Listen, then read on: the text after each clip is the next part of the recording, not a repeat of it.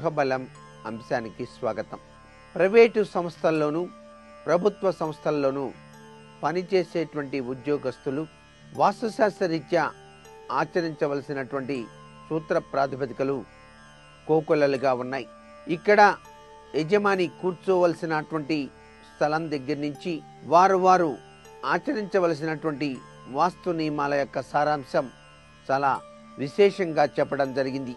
దక్షిణాగ్నేయంలో ఒక గది ఉండి, దక్షిణ నైరుతిలో ఒక గది ఉండి, ఈ రెండిటికి మధ్యన కూడా దక్షిణ మధ్యలో ఒక గది ఉండేటట్టుగా ఏర్పాటు చేసుకోవటం కూడా చాలా ఉత్తమమైన పద్ధతిగా మనం గ్రహించాలి.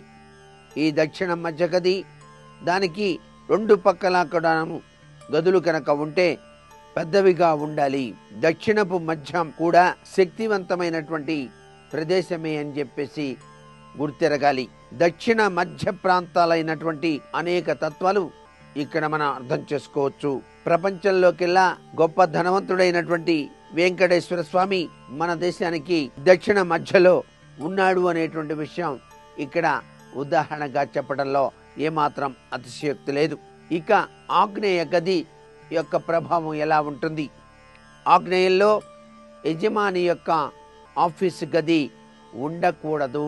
అలా గనక ఉన్నట్లయితే స్థానచలనం, గొడవల్లో ఇరుక్కొని బయటకు వెళ్ళిపోవటం, తగాదాలు, అవినీతి ఆరోపణలు, అనారోగ్యాలు మొదలైనవి సంభవించడానికి ఆస్కారం ఉంటుంది. ఆగ్నేయాన్ని ఉద్యోగులకు డైనింగ్ అవసరాన్ని బట్టి వంటగది లేదా అకౌంటెంట్స్ ఉండేటువంటి ప్రదేశంగా ఏర్పాటు చేసుకోవడంలో తప్పు లేదు. ఈ అవసరాలు లేనప్పుడు ఆగ్నేయంలో అంతగా ప్రాముఖ్యత లేని ఉద్యోగులకు గదిగా కూడా ఏర్పాటు చేసుకోవచ్చు. పర్సనల్ సెక్రటరీ గదిని ఆగ్నేయంలో ఏర్పాటు చేసుకోవడంలో తప్పు లేదు. పర్సనల్ సెక్రటరీ తూర్పు గాని పడమర గాని ముఖం చేస్తూ కూర్చోవాలి. ఉత్తర దక్షిణాలు పనికిరావు. ఉత్తరం హానికరం, దక్షిణం స్వార్థాన్ని ప్రేరేపిస్తుంది అని చెప్పేసి గుర్తెరగాలి.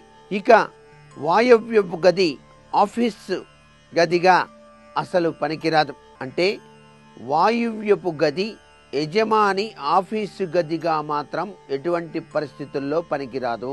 యజమాని వాయువ్యంలో గనక కూర్చుంటే బయటి వారితో తగాదాలు లేదా సంబంధం లేకపోయినా బయట వారి యొక్క తగాదాల్లో ఇరుక్కుపోవటం, పై అధికారుల నుంచి వేధింపులకు గురి కావటం మొదలైన సమస్యలు ఎదురవుతాయి.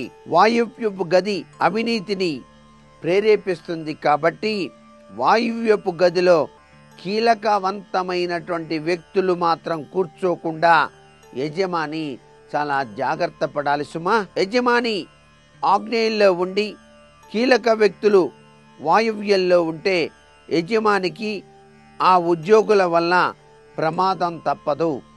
వాయువ్యంలో ఉండటం వల్ల ఎంతటి కింద స్థాయి ఉద్యోగులైనా యజమాన్ని ప్రభావితం చేయగల శక్తియుక్తులు పొందటానికి ఆస్కారం ఉంటుంది. అందువల్ల స్త్రీలకు వంట వాయువ్యంలో నిషేధించబడింది అనే విషయాన్ని కూడా గృహవాస్తురీత్యా గ్రహించాలి. వాయువ్యంలో వంట చేసేటువంటి స్త్రీలు తరచూ భర్తతో చిన్ని తగాదాలు చేసుకోవాల్సిన పరిస్థితి ఏర్పడుతుంది. కాబట్టి యజమానికైనా భర్తకైనా ఒక దేశానికైనా ప్రమాదం వచ్చేది వాయువ్యంలో ఉన్నవారి నుంచే అని చెప్పేసి కూడా మనం గుర్తెరగాలి. పూర్వం వాయువ్యంలో పశువుల కొట్టం వేసుకోమని చెప్పేసి అందరూ చెప్పేటువంటి మాట. ఇప్పటికీ కూడా వాయువ్యంలో పశువుల కొట్టం వేసుకుంటే చాలా మంచిది. నైరుతి గది యజమానిదై ఉండాలని, నైరుతిలో కూర్చోనిదే కలిసిరాదని ఒక వాదన ఉన్నప్పటికీ ఈ వాదానికి శాస్త్రాధారం మాత్రం లేదు. పరిశోధనలో రుజువులు కూడా లభించలేదు. నైరుతి అనారోగ్యాలకు, ఆందోళనకు, భయాలకు హేతువుగా చెప్పారు. నైరుతిలో పెద్దవాళ్ళు ఉండాలని చెప్పిన మాట నిజమే. పెద్దవాళ్ళు అనగా పెద్ద వయస్సు వారు అని చెప్పేసి ఇక్కడ అర్థం చేసుకోవాలి. యజమాని నైరుతి గదిలో ఎప్పుడు ఉండాలి? అసలు పడమరలో 2 గదులే ఉండి నైరుతి గది పెద్దగా ఉన్నప్పుడు నైరుతి గదిలో యజమాని ఉండవచ్చు, కానీ అది 2వ శ్రేణి గది మాత్రమే. పడమరలో గనక 3 గదులు ఉండి పడమర మధ్య గది యజమాని గదిగా ఉండటం ఉత్తమోత్తమం. ఒకవేళ 2 గదులే ఉండి వాయువ్యపు గది నైరుతి గది కంటే పెద్దదిగా ఉన్నప్పుడు యజమాని గది వాయువ్య గదిలో నైరుతి మూల ఉండాలి. అంటే భవనానికి లేదా పోర్షణకు ఖచ్చితంగా పడమర మధ్యన కూర్చునేటట్టుగా ఉండాలి. దక్షిణంలో 2 గదులు ఉన్నప్పుడు ఆ 2 గదుల్లో దక్షిణ నైరుతి గది పెద్దగా ఉన్నప్పుడు ఆ గది యజమాని గదిగా కూడా ఉండవచ్చు.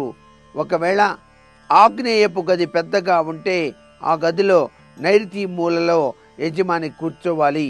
Store room, computer room, record room నైరుతికి ఉత్తమంగా చెప్పడం జరిగింది.